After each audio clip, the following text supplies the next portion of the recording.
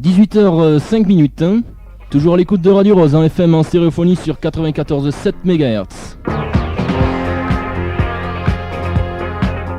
Voilà, je vous l'avais promis depuis plusieurs semaines, hein. Serge Yado nous a fait la gentillesse de venir dans nos studios.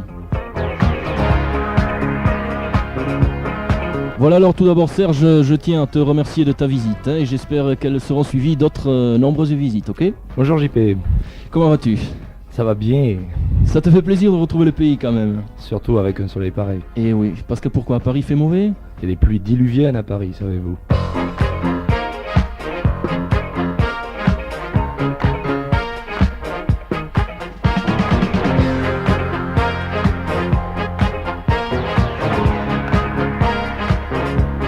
Alors si vous voulez bien, on va faire un petit retour en arrière. Je vais vous proposer l'un des premiers succès de Serge Yado, ça s'appelle Madame la chanson, c'était 1977.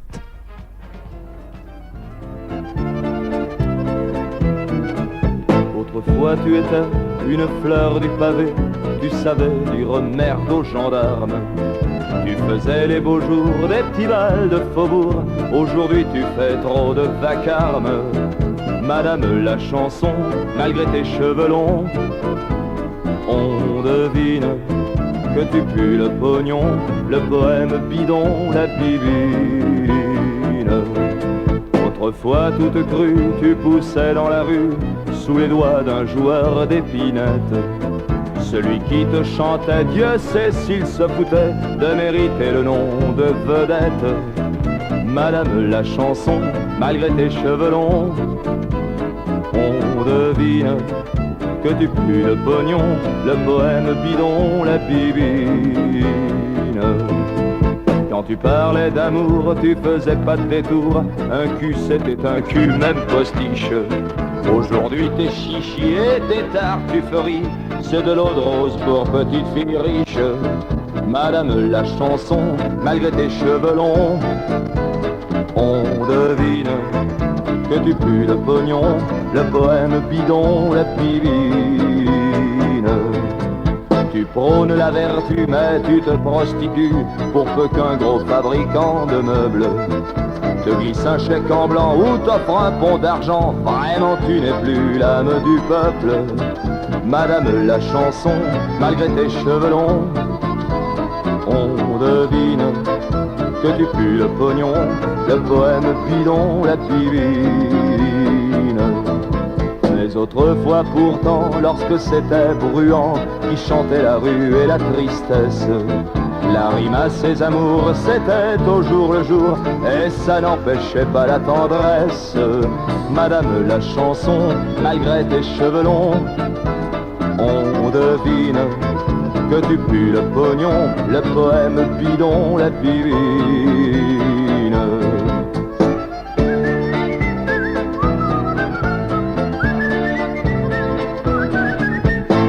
Serge Yado, 1977, ça s'appelle Madame la chanson. Alors je voulais te poser une petite question Serge, il me semble que tu es très connu à Perpignan en tant qu'individu, parce que tu es quand même originaire de la région, mais tu sembles très apprécié en Belgique et au Luxembourg et aussi à Paris, alors comment se fait-il? Je suis parti de Perpignan il y a 6 ans et j'ai fait carrière dans les cabarets à Paris. Et puis un jour des producteurs de disques très avisés m'ont proposé de faire un disque en Belgique, sachant que ça se vendrait très bien là-bas. Voilà l'explication. Alors c'est Télé Luxembourg qui a un petit peu lancé Serge, il a été invité dans les studios pour des petites émissions et puis bon, il s'est fait connaître, son talent a été reconnu par beaucoup de monde et il s'est lancé dans les cabarets à Paris, en Belgique, Luxembourg, c'est formidable, mais c'est quand même un peu regrettable parce qu'on t'entend jamais, par exemple sur des stations du sud de la France, Radio Monte Carlo, etc., on t'entend jamais, pourquoi? Radio Monte Carlo, ça se fait en grande partie dans le sud de la France, et le sud de la France je le connais très peu pendant les périodes de travail, c'est-à-dire pendant 9 mois de l'année. C'est vraiment dommage, enfin les 3 derniers mois tu les passes quand même dans les Corbières, je crois, à Villesec, hein. À Villesec avec Corbières. À Villesec, et je crois que tu es l'enfant du pays, là-bas tout le monde t'aime bien. Oui, je suis le catalan du pays, quoi. Catalan bien sûr, tu le dis sur pratiquement, sur ton 33 tours tu le dis, sur je sais plus quel extrait c'était, tu dis bon ben, je suis né à Perpignan, sur la route de Narbonne, tout ça. Enfin malgré ton exil, tu as gardé l'accent du pays dans tes sketchs, mais pas dans tes chansons, alors je comprends pas, est-ce qu'il y a deux Serge Yado, le Serge Yado qui est tendre dans ses chansons, avec l'accent normal, et puis le Serge Yado un petit peu plus pimenté dans ses sketchs? Non, il y a toujours ce problème avec l'accent, c'est que la plupart des gens qui apprennent à chanter perdent leur accent. Et les comédiens, la plupart du temps, quand ils commencent à apprendre des cours d'art dramatique, on leur apprend aussi à gommer leur accent. J'ai appris à chanter, par contre j'ai pas pris de cours d'art dramatique, c'est pour ça que j'ai un accent quand je parle et un accent quand je chante. Enfin, pas d'accent quand je chante. Ouais, moi je trouve ça très chouette parce que bon, dans la chanson avec l'accent du midi, c'est peut-être pas évident, mais dans les sketchs ça porte un petit piment très agréable et c'est peut-être ce qui fait quand même aussi un petit peu ton charme. L'authenticité, à tout le moins. Oui. Et autre question, dans ton dernier album, il y a deux villes qui semblent t'inspirer beaucoup. Il y a d'abord Perpignan qui est ta ville natale, hein, et Paris. Paris c'est la ville où tu travailles beaucoup. Est-ce que tu as une préférence entre les deux? Non, c'est pas du tout. Il n'y a pas à avoir de préférence. Paris c'est là où je travaille, Perpignan c'est là où je vis. Il faut pas confondre les deux quand même. Non, je confonds pas du tout moi. Je suis resté très lucide. C'est très bien, ça fait quand même plaisir de te retrouver ici au pays parce que tu es très connu. Tu as travaillé avec des personnes ici à Perpignan, Guy Jacquet je crois. Oui, Guy Jacquet, avec qui j'ai... Qu'est-ce que j'ai fait d'abord avec Guy? On a fait du théâtre. J'ai été amené au théâtre par Guy Jacquet qui m'avait demandé d'écrire une musique pour une pièce de théâtre. Par la suite j'ai collaboré à plusieurs musiques de scène et puis je suis entré dans sa troupe comme comédien. Par la suite on a écrit des chansons ensemble. Oui, alors au début c'était le théâtre, après la chanson et ensuite... Tu sais pas, enfin si tu veux pas le dire, tu le dis pas, hein. Après avec Guy? Non, après, parce que tu as commencé le théâtre, les chansons, enfin en général, il y en a beaucoup qui font du théâtre, la chanson, et puis ils terminent, peut-être pas le cinéma, non, mais pourquoi pas? Non, j'ai fini, non, pas encore, j'ai pas eu de proposition de ce côté-là. Non, par la suite je suis monté à Paris, où on avait besoin d'un animateur dans un cabaret, et c'est là que j'ai commencé à écrire des sketchs. Alors ça fait tache d'huile, tu arrives dans un cabaret, du bouche à oreille, tu t'es fait connaître, et puis maintenant, disons qu'on s'arrache Serge Yadot dans les cabarets. Oui, enfin je suis plus particulièrement attaché à ce qu'on appelle la rive gauche, des cabarets comme le Port du Salut, le Caveau de la Bolée. Et le caveau de la République. Et le Caveau de la République, c'est sur la rive droite, le fief des chansonniers. Alors parmi les chansonniers, tu connais pas mal de monde, et qui par exemple? Des chansonniers que j'aime beaucoup, les derniers vrais chansonniers, c'est-à-dire, parce qu'on confond souvent les chansonniers et les conteurs d'histoire, les chansonniers ce sont c'est des noms qui vont évoquer quelque chose pour les plus âgés d'entre nous. Ce sont des gens comme Edmond Meunier, André Rochelle, à côté de ça j'en côtoie énormément d'autres, mais qui ne sont pas ce qu'on appelle exactement des chansonniers. Ce sont des conteurs d'histoire comme Pierre-Jean Vaillard, Robert Roca. Oui, tout ça, c'est des grands interprètes qu'on voit très souvent à la télévision. Toi, on te voit malheureusement pas assez souvent. Mais ce que je remarque, c'est que tu fais partie de la jeune génération des nouveaux chansonniers. Exactement, les nouveaux chansonniers se recrutent la plupart du temps dans le café-théâtre. Quelques-uns dans les cabarets, ce qui a été mon cas, et celui de François Corbier. Sinon, en café-théâtre, il y a Jacques Maillot, Florence Brunol, Michel Laguéry. Eh ben, c'est très bien. Alors si tu veux, on va continuer avec un autre de tes succès. Ça s'appelle Septembre. C'est toujours un extrait de ton dernier 33. C'est beaucoup dire. Hein. Pourquoi? Soyons pas pessimistes. Allez, Septembre, Serge Yadot.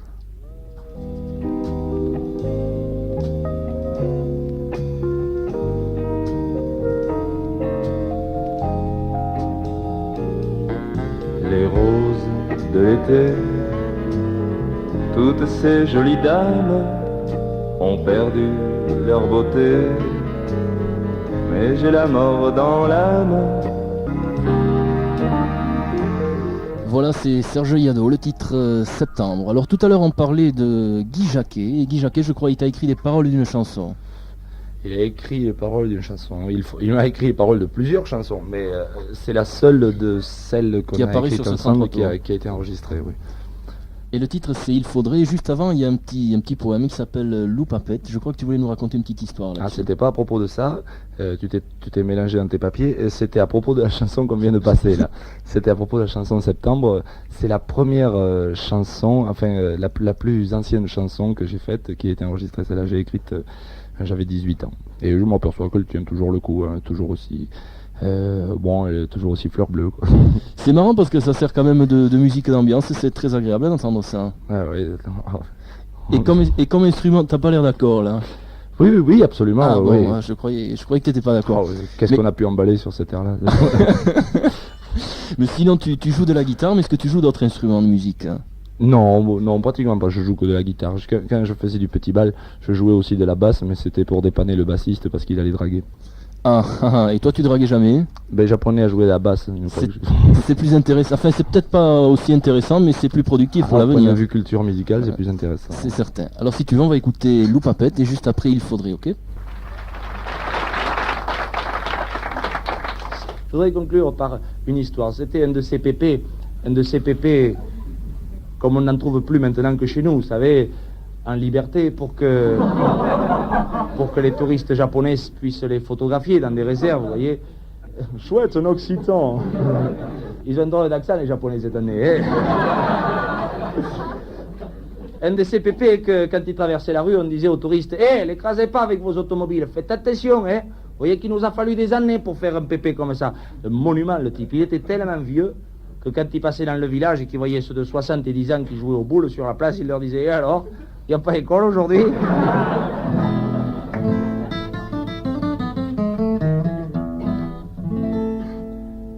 Il faudrait naître vieux et commencer par la sagesse, avoir déjà ouvert les yeux sur l'enfance et sur ses détresses, décider seul de son destin, choisir au premier carrefour le moins empierré des chemins,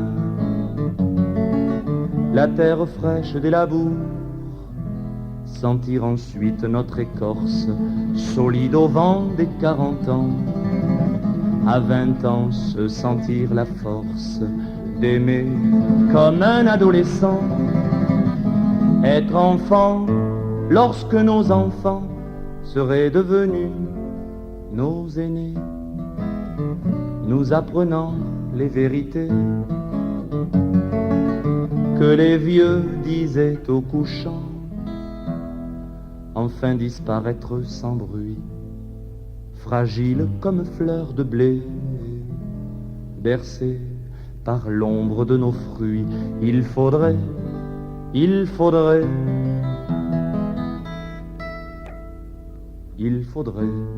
naître vieux et commencer par la sagesse.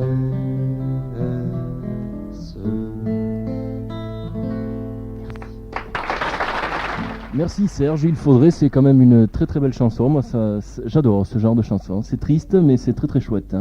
Ça colle très bien dans un tour de chant où il y a besoin de plages plus douces au milieu des trucs plus comiques. Ouais. Je sais que parfois tu passes 6 galas par jour, par nuit plutôt. Est-ce que tu trouves le temps un petit peu de côtoyer des gens à Paris et des Catalans en particulier parce que tu sais qu'ils se regroupent en association, tu es un exilé là-bas sur Paris. Est-ce que tu fréquentes justement ces groupes de Catalans? Pas des groupes, non, des individus. Il m'arrive effectivement d'en croiser et même d'en voir d'une manière plus suivie, mais des groupes, non, très peu. J'ai eu l'occasion effectivement de collaborer avec l'association Perpignan Paris quelquefois, mais c'était très très ponctuel et puis ça fait quelque temps que je suis sans nouvelles. Enfin, mais tu iras quand même le revoir et puis certainement qu'ils viennent t'applaudir au caveau de la République ou ailleurs. Assez fréquemment effectivement, mais dans d'autres conditions. Les Catalans qui viennent à Paris au caveau de la République en voyage organisé ne loupent jamais l'occasion de venir au caveau de la République, au bar, me dire bonjour. Ça c'est gentil, ça doit te faire plaisir quand même. Oui, d'autant plus que je retrouve des gens que j'ai connus il y a longtemps. J'ai rencontré une fois des gens qui tiennent un bistrot à l'époque où à Perpignan les bistrots fermaient un peu plus tard. Et la première année je suis pas arrivé à mettre un nom sur leur visage. Je les ai revus la deuxième année. Je les vois d'ailleurs tous les ans et de temps en temps on se revoit ici. Et puis certainement qu'ils nous écoutent, enfin je l'espère, hein. Et en fin d'émission, si tu le permets, on leur demandera à tous ces gens qui te connaissent et qui sont là dans la région aussi, de t'appeler et puis vous referez connaissance, enfin les petites retrouvailles. On va essayer ça, oui. T'es d'accord avec moi? Ouais, d'accord. Alors là, je vais peut-être poser une question piège. Il y a beaucoup de comiques qui s'occupent des Belges, Coluche entre autres, mais toi tu ne sembles pas vouloir trop les charger. Tu charges par contre pas mal les Parisiens, et les Belges non. Non, mais savez-vous, c'est parce que les Parisiens, je les connais très bien, et puis les Belges, c'est encore une autre histoire. Ce sont des gens qui m'aiment bien, qui sont très très sympathiques, qui ont beaucoup le sens de l'humour, savez-vous. Mais disons que lorsque tu vas en Belgique, ton plat préféré c'est quoi? C'est le plat national belge? Bon, mais il y a plusieurs plats nationaux belges, hein. Vous savez pas sortir, vous, non? En Belgique, vous avez la carbonette flamande, vous avez le lapin à la gueuse, vous avez le poulet waterzooi, vous avez les frites, mais les frites, ça accompagne très rarement le beefsteak, savez-vous. Ah oui, ben c'est très très bien parce que, bon, moi je connaissais les frites, mais les autres plats régionaux, je les connaissais pas. Non, c'est les Français qui consomment beaucoup plus de frites que les Belges, savez-vous? Ah non, je savais pas. D'abord, les Français sont beaucoup plus nombreux. Ah oui, tiens, après différents passages sur des radios périphériques, style RTL, tu nous l'as dit tout à l'heure, t'es passé même à la radio-télévision luxembourgeoise, à FR3, je crois même que t'as fait une petite incursion au jeu de 20h. Mais je fais 2 incursions. Oui, 2 incursions au jeu de 20h. Oui. 2 incursions au jeu de 20h. Alors qu'est-ce que tu penses des radios libres? Est-ce que les radios libres passent du Serge Yadot sur le nord et l'est de la France? Oui, ça y est, ça commence à venir. Oui, dans le nord à Paris, j'ai été contacté par plusieurs radios périphériques. J'ai fait quelques interviews et puis j'ai laissé des disques et ça, ils sont très très très sympas avec moi. Et ça c'est très bien parce que disons que les radios libres passaient des chanteurs très connus, Michel Sardou, etc. Bon ben on les entend sur toutes les radios. Ouais. Et je crois que l'un des buts des radios libres c'est de faire connaître des nouveaux talents qui sont méconnus. Oui, vous n'avez pas de comité de programmation qui censure systématiquement en fonction de leur goût ce qui pourrait plaire ou ne pas plaire au public. Vous tentez le coup. On tente le coup et puis disons que vu le nombre d'appels téléphoniques et de courriers qu'on a reçus concernant Serge Yadot, je crois que ça plaît beaucoup aux Catalans. Ça, je dois dire, je suis assez surpris, savez-vous. Agréablement surpris, oui, ça me fait très plaisir. Je crois que ta mère nous écoute actuellement et ça lui plaît beaucoup, beaucoup. Bonjour maman, c'est moi. Oui, parce que dans un sketch, tu dis aussi que tu n'écris jamais à ta maman. C'est Radio Rose ou la DST ici? Non, c'est Radio Rose. On n'a rien à voir avec la DST comme tu Mais dis. tu as fait ton enquête? Alors Serge Yadot, avec des cheveux mi-courts, c'est quand même assez étonnant, parce que tu sors de chez le coiffeur là. Mais mon petit doigt m'a dit que tu voulais garder une tête avec moustache et cheveux longs. Et un petit peu comme certains artistes, style Brassens, Léo Ferré, Moustaki, qui ne changent pas au fil des années. Ils ont toujours la même tête, la même moustache, les mêmes cheveux. Ça grisonne un petit peu chez eux, pas chez toi encore, heureusement. Alors, Ça, chez Brassens, ça grisonne énormément. oui, le pauvre. Enfin, maintenant, tu as les cheveux un petit peu plus courts qu'avant. Comment ça se fait? Bon, c'est l'été, savez-vous. Il fait très chaud sous le casque. Il fait très chaud sous le casque, oui, il fait très très chaud dans les studios, là. Et là, maintenant, les Indiens de ma banlieue. Ça te rappelle pas des souvenirs? Oui, j'ai habité à Bagnolet pendant 4 ans. C'est une chanson prise sur le vif, c'est vrai. Je m'en méfiais. Disons que je le savais pas, mais je me méfiais que tu avais habité la banlieue et que les Indiens de ma banlieue, c'était un petit rapport, un petit retour en arrière sur cette vie que tu avais passée en banlieue. Parce que quitter Perpignan et se retrouver en banlieue, c'est pas toujours évident. Hein. Ça a été assez difficile pendant 4 ans. Heureusement, il y avait le boulot qui me soutenait. Les Indiens de ma banlieue jouent entre les buildings, au coin du pressing, dans l'imaginaire. Et le sentier de la guerre passe quel malheur par les ascenseurs, faute d'avoir mieux.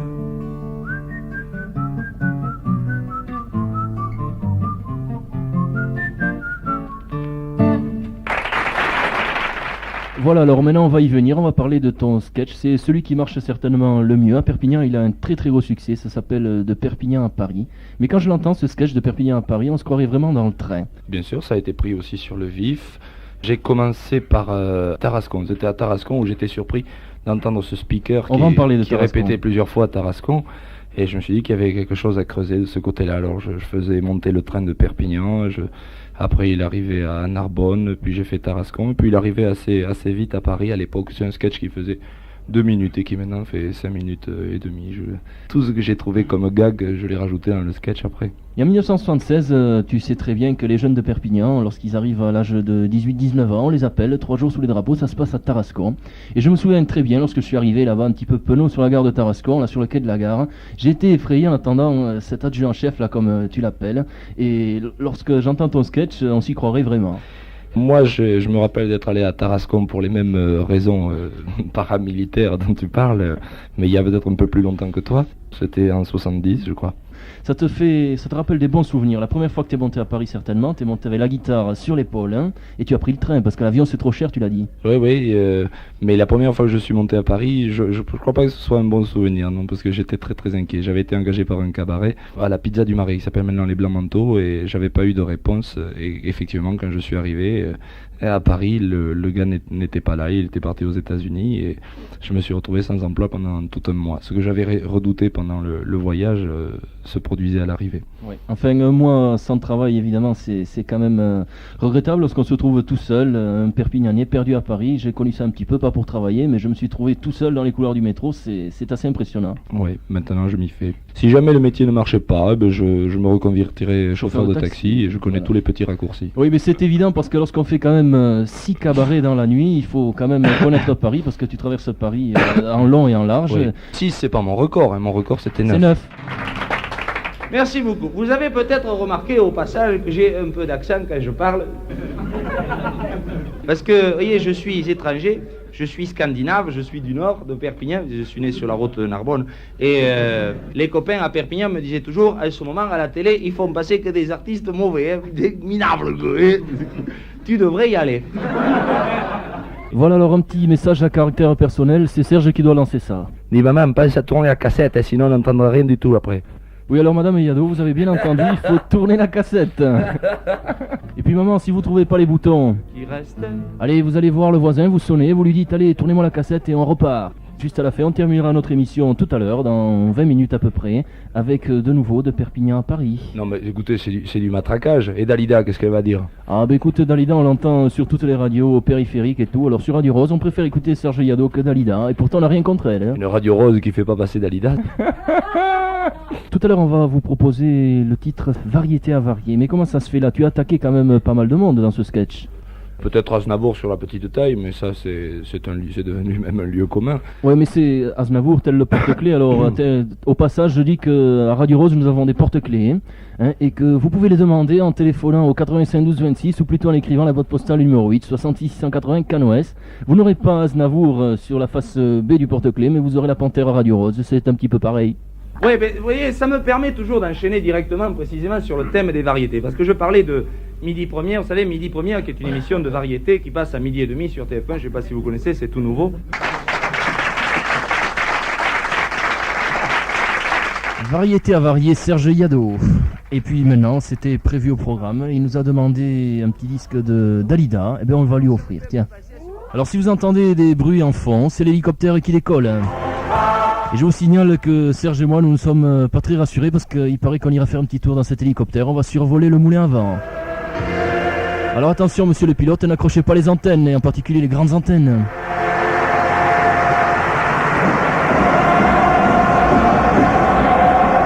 Voilà, allez la France, on leur souhaite bonne chance durant ce mondial. Alors Serge, est-ce que tu es prêt là pour ce petit sketch? Et ça va s'appeler comment? Ouais, on va pouvoir y aller, je sais pas, la méthode à 6000, on peut appeler ça. Quand tu veux, la méthode à 6000, mais ça fera l'objet d'un prochain 33 tours. Oui, ça en fera partie, oui. Voilà, on t'écoute. Hein. Oui, ben simplement je précisais que ce n'est qu'en arrivant à Paris que je me suis aperçu que j'avais un accent, parce que jusqu'alors, à Perpignan, personne ne s'en était aperçu, c'est curieux d'ailleurs. Et j'arrive chez un commerçant, bonjour monsieur, je voudrais une baguette de pain. Vous n'êtes pas déçu, vous avez un accent absolument extraordinaire, c'est dingue, c'est chier quoi, merde, c'est fou. Germaine, viens voir. La femme, elle arrive de l'arrière-boutique, elle s'essuie les mains sur le tablier, elle me fait, vous êtes de Marseille? J'ai dit non, je suis de Perpignan, ça c'est merveilleux, c'est fantastique. Comment s'appellent les habitants? Je sais pas, je les connais pas tous. Ça c'est une coïncidence extraordinaire, figurez-vous que justement nous avons d'excellents amis à Montpellier. Ils doivent croire que ça se touche, sûrement. C'est eux qui se touchent, nous on s'en fout, on va pas non plus pinailler pour 200 malheureux kilomètres. À tout casser, ça c'est la distance qui sépare les Parisiens des Belges. Mais je me suis dit, s'il suffit de prendre l'accent parisien pour passer inaperçu, c'est pas difficile, il y a qu'à allumer la télévision, comme c'est le seul accent qu'on y entend, c'est comme la méthode à 6000, où on est con, où on finit par l'attraper. Ce qui paraît que même le Parti communiste français vient de mettre au point sa propre méthode à 6000. Faut dire que quelquefois, il y a des gens qui soupçonnent les communistes français d'être à la solde d'une certaine puissance étrangère. J'ai beau chercher, je me demande encore de quelle puissance étrangère il peut bien s'agir. Ça peut pas être les monégasques. Ça peut pas être non plus les Yougoslaves. Ils ont assez de problèmes comme ça. Les Serbo-Croates, tout le monde sait que c'est des vendus. Et les Dalmatiens sont achetés. Non, mais encore moins les Russes, parce que c'est des braves gens. Regardez Brejnev, il me fait penser au professeur Tournesol dans les aventures de Tintin. C'est celui qui se balade avec un pendule à la main et qui dit toujours plus à l'ouest. Un jour, on a demandé à Georges Marchais si lui-même se considérait comme un citoyen français à part entière. Et bien entendu, Marchais a répliqué oui, da. N'empêche que la méthode à 6000 vue par le Parti communiste, ça vaut vraiment son pesant de cacahuètes. Dans le premier chapitre, par exemple, vous avez « My tailor is not rich », ce qui signifie, comme chacun sait, « Mon tailleur est scandaleusement exploité ». « My brother is not a girl ». « Et ta sœur ?»« I don't work ». « Je suis un fonctionnaire ». « I have no money ». Le patronat ne respecte pas les accords de Grenelle. « Television is very interesting ». « Ta gueule, El Kabash !»« How do you do ?» Je ne peux pas faire de déclaration à ce sujet avant la clôture des travaux du comité central. « Why do you drink Coca-Cola ?» Comment pouvez-vous cautionner aussi délibérément la politique économique expansionniste de l'impérialisme décadent? « We have it in the baba » Nous enregistrons un très léger tassement de notre électorat. I love you. Il est indéniable que le processus de déstabilisation capitaliste soutenu par une répression coercitive constitue un facteur de mécontentement pour les masses laborieuses, dont l'aliénation n'est que le corollaire logique d'une crise économique occultée par la bourgeoisie réactionnaire qui, refusant la concertation avec les partenaires sociaux, se comporte en allié objectif des multinationales et du grand patronat. Non, mais c'est pas difficile, il suffit de mettre l'aiguille sur le pick-up, après ça va jusqu'à l'étiquette. Ça, forcément, si t'es pas de gauche, tu peux pas comprendre, ça c'est normal. Marquez, il y a une traduction pour les gens de droite, parce que j'ai lu l'autre fois dans Minute, qui est un organe qui parle un peu du nez. C'est un journal nasillard, et il y avait donc la traduction de I Love You, et c'est dans le contexte conjoncturel actuel d'une intolérable immigration nord-africaine entérinée par l'inadmissible propagande et l'odieux chantage de la nébuleuse gauchiste et mousquetaire manipulée par le laxisme du pouvoir exécutif social-communiste judéo-maçonnique, nous saurons clairement réaffirmer à cet égard notre attachement aux intérêts supérieurs de la nation face à l'inéluctable croissance de l'insécurité et d'une pornographie éhontée dont la légitimation infrastructurelle ne saurait tromper personne. C'est beaucoup plus clair là, hein? Oui. Non, mais ça c'est normal, vous pouvez pas comprendre, c'est du langage politique. En fait, c'est pas un dictionnaire anglais-français qui vous faudrait, mais carrément un dictionnaire français-français. Et encore. Non, mais ça, il faut dire que le langage politique, on a du mal à suivre parce que c'est un langage futuriste. C'est-à-dire qu'il s'adresse pas directement à nous. Et les hommes politiques, ils s'adressent à la postérité. C'est beaucoup plus important que nous, la postérité. Je n'en veux pour preuve que la plupart des rues de nos villes portent des noms d'hommes politiques. Par exemple, cette voie express à Paris qui s'appelle maintenant voie Pompidou et qui du Louvre jusqu'à Châtelet devient souterraine. Eh bien, une fois, à l'entrée du souterrain, il y avait marqué en grosses lettres lumineuses, majuscules, clignotantes, souterrain barre. C'est curieux. Barre. J'ai pas compris. Quoi? Non, c'est pas barré, c'est barre. Enfin, je ne cherche pas à savoir. Oui, d'accord, oui. Non, d'ailleurs, barre, ce mec, il pouvait donner son nom qu'à un tunnel. Dans quelques années, quand on se promènera dans les rues de Paris, on risque de découvrir au hasard des rues, pourquoi pas le square Mitterrand, à côté du jardin de l'Observatoire, ça c'est une coïncidence. Ou alors l'impasse Chirac et Blanc, ou alors, je sais pas moi, le cours de l'Or, c'est un truc qui descend. Ça risque de donner des stations de métro hybrides. Il y a des trucs à coucher dehors. Vous voyez dans le métro en train de dire « Pardon monsieur, est-ce que vous pouvez m'indiquer où se trouve la station Jean-Jacques Servan-Schreiber, Jacques Chaban-Delmas ?» Le temps que tu lui ai demandé, le mec il aurait pu traverser tout Paris. Ouais. Ben ouais. Non mais pour comprendre le langage politique, il faut savoir que c'est un langage codé. C'est un code. Alors il y a des spécialistes, ils sont payés pour décoder. Et puis ils s'en privent pas, ils décodent à plein tube. Et des spécialistes, on appelle ça des exégètes. Ça vient du grec exé qui veut dire sodomiser et jette qui signifie les mouches. Donc un exégète c'est celui qui... D'accord, j'ai compris. Qui fait la traduction. Et alors grâce à eux on arrive à comprendre. On arrive même, ça c'est le fin du fait, on arrive à connaître en fonction des déclarations publiques des hommes politiques leurs pensées les plus intimes. Par exemple quand l'un d'entre eux à la télévision dit à un journaliste vous ne m'empêcherez pas devant les millions de téléspectateurs de dire quel est le véritable responsable de la crise internationale que nous connaissons actuellement. Au même moment il est en train de penser sa chemise est plus blanche que la mienne, sa femme doit utiliser le nouvel Ariel. On comprend mieux là, hein. Oui, surtout. C'est normal, c'est du langage publicitaire. Et le message publicitaire est fait pour être compris par tout le monde. Et d'ailleurs, la publicité joue un rôle de plus en plus important dans la vie politique. La preuve, il y a des agences de publicité qui, pendant les campagnes électorales, font du marketing politique. Elles façonnent l'image de marque d'un candidat. Vous avez un exemple très connu en France, celui de Jacques Séguéla, ce directeur d'agence publicitaire qui a organisé la campagne électorale de Mitterrand. C'est même lui, Séguéla, qui lui a refilé le fameux slogan « La force tranquille ». Je dis bien, il le lui a refilé, parce qu'il y a 2 ans, Séguéla avait déjà trouvé ce slogan pour une marque de chariot élévateur. La marque Matral Saxby. C'est absolument authentique. C'est un secret, je peux vous le dire à vous, parce que vous êtes braves, mais les agences de publicité revendent à demi-tarif des slogans publicitaires ayant déjà servi à des partis politiques qui n'ont pas assez de sous pour s'en payer des tout neufs. Et c'est un phénomène assez connu, même à l'étranger. Vous voyez, en Allemagne, l'ancien chancelier social-démocrate, qui à la veille des élections, à l'époque, avait récupéré un slogan publicitaire. Souvenez-vous, c'était Brandt, pour ne pas se tromper. Et même en France, il y a... Oh, c'est beaucoup plus ancien que ça. En 1969, pour les présidentielles, lorsque le secrétaire général du Parti communiste, à l'époque Jacques Duclos, s'était présenté contre Pompidou, alors que Duclos savait qu'il avait absolument aucune chance, lui aussi, il avait fait imprimer des grandes affiches en utilisant un slogan publicitaire. C'était « À quoi ça servirait que Duclos, il se décarcasse ?» Ouais, que tu t'en rappelles. Voilà. Et pourtant, tu étais petit. Et oui. Oui. Non, en fait, mon regret, c'est que... Michel Joubert ne se soit jamais présenté aux élections parce que lui on avait un slogan tout près, le même que pour Aznavour. Il est petit, il est discret, il est super absorbant, mais il n'y a qu'un ennui, c'est que ça pourrait pas servir plusieurs fois. Mais enfin, on s'en tamponne. C'est sûr. Tu connais toutes les ficelles, toi. Non, mais enfin, quand même, à part ça, on a le changement. C'est, par exemple, maintenant à la télévision, on a Dalida. Marc, on la voyait autant avant, mais c'est pas pareil. Avant, elle était dans la résistance. Ouais. Mais maintenant, elle se rattrape, ils la mettent partout. Qu'est-ce qu'elle se fait mettre? Non, ça il faut reconnaître, ce métier, le talent compte beaucoup moins que la lèche. C'est pas... C'est pas un hasard si le ministre de la Culture s'appelle Lang. Mais quand même, à côté de ça, on a par exemple les avantages. On a une politique de croissance menée par Michel Joubert. Oui, lui, il a tout intérêt. Il peut parler, lui. Oui, mais on a, par exemple, on a les sociétés nationalisées. Finalement, il n'y a pas de quoi se plaindre. Parce que il y a toujours des gens qui critiquent, mais il y a des gens aussi qui n'ont pas à se plaindre du socialisme. Il y a quand même des gens qui arrivent à se faire une petite fortune malgré un gouvernement de gauche. Il suffisait d'en avoir une grosse au départ. Enfin, finalement, je tiens à le dire, camarades, mes bien chers frères, il n'importe le monde, d'accord, les socialistes commettent des erreurs, mais au moins, eux, ils ont une excuse valable, c'est que le socialisme, c'est une philosophie et non une science. Car s'ils étaient une science, on l'aurait d'abord expérimenté sur des animaux. Merci Serge. C'était vraiment super. Alors c'est un nouveau sketch qui va sortir donc sur un prochain 33 tours. Ben oui, il vaut mieux qu'il soit prochain, le 33 tours, parce que Et fais vite, hein. Fais vite, parce que dans 7 ans, peut-être que tu le sortiras pas, hein. Dans 6 ans maintenant. Hein. Non, mais je tiens à le dire, ce genre de vacheries, on les servait sur la droite avant, on les ressort pour la gauche, et on les ressortira quand la droite reviendra, et tu me comprends, il faut bien me bouffer quand même. C'est sûr.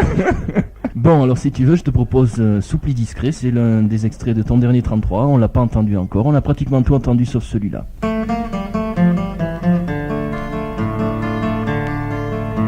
C'est une poupée gonflable en simili véritable, en sky vinyle et caoutchouteux. Je l'ai appelée d'un lope, ça ressemble à Pénélope. Messieurs, dames, excusez-moi du pneu. Elle a la poitrine obligeamment offerte et la bouche négligemment entrouverte. Le regard aussi expressif qu'une plante verte. Son seul et unique défaut de fabrique, c'est que chaque nuit, pendant que je dors, elle fuit. Serge Yado, Soupli discret. Alors soyez gentils maintenant, vous pouvez téléphoner au 85 12 26 et entre-temps on va vous passer un disque. Alors c'est un disque que va vous présenter Serge, c'est des personnes qui l'apprécient particulièrement. C'est un duo qui fréquente aussi les cabarets, de plus en plus la télévision, qui s'appelle Cocagne et Delaunay. C'est un disque pratiquement introuvable qui a été enregistré et produit par la RTB, c'est-à-dire la radio-télévision belge.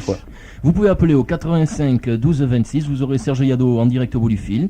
Peut-être qu'il y aura quelque chose, enfin on verra, mais surtout, s'il vous plaît, des gens qui connaissent bien Serge Yado et qui n'ont pas vu depuis quelques années. Mesdames et messieurs, au point où nous en sommes, il serait grand temps pour nous de penser à remonter le niveau culturel, spirituel et intellectuel de ce tour de chant. Je vais à l'hôtel.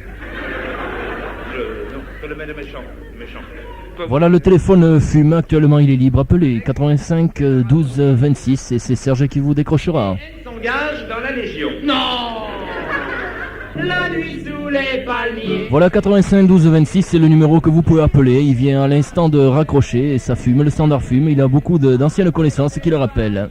À poil dans les fourrés, on joue. Ça lui rappelle de très très bons souvenirs. Un seul numéro, 85 12 26 Radio Rose. Sur ces dîners, Ça fait déjà 6 appels et le 7e on l'attend, 85 12 26.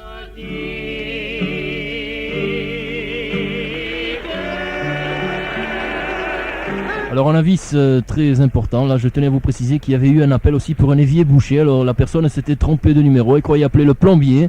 Et non, malheureusement elle a eu Radio Rose, 85 12 26.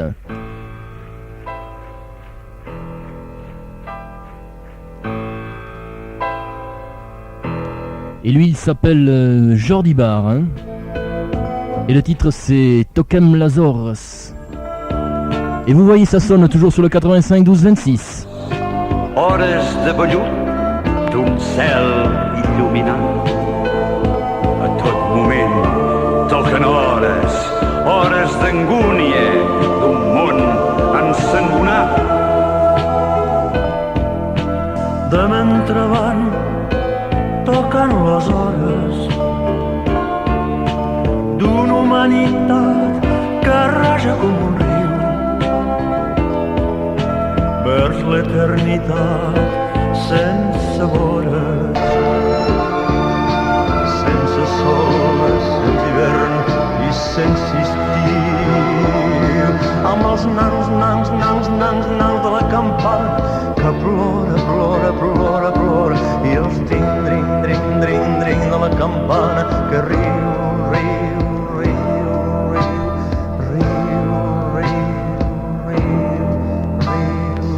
Rio,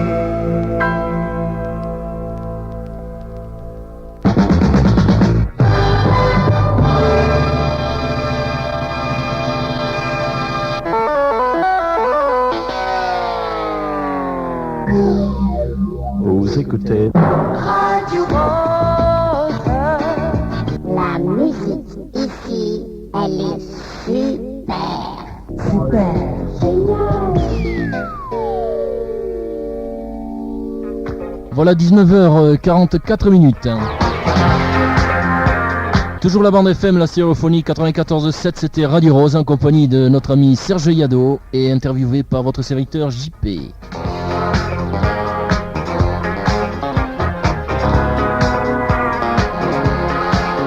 Voilà, alors je tiens tout particulièrement à remercier Serge pour sa très aimable visite, et j'espère que lorsque tu seras de retour au pays, tu seras de nouveau parmi nous dans les studios de Radio Rose. Merci à toi JP, merci aux copains aussi qui ont appelé. Il y en a eu beaucoup qui ont appelé quand même. Ouais, je leur dis à bientôt. Tu vois Serge, tu n'étais pas certain que Radio Rose avait une telle écoute, et tu vois, on est quand même pas mal écouté, il y a beaucoup d'amis à toi qui t'ont appelé. Oui, mais c'est toi qui avais besoin d'être rassuré là, sur le taux d'écoute. C'est sûr. Alors Serge, je te remercie, on entend en fond l'hélicoptère qui chauffe, il nous attend, on va bientôt partir. Alors Serge, je te souhaite une excellente soirée, un bon fin de séjour dans le département, ainsi qu'à ton épouse. Et j'espère qu'on te reverra très très très bientôt, ok? À bientôt mon grand. Salut, au revoir. Ciao.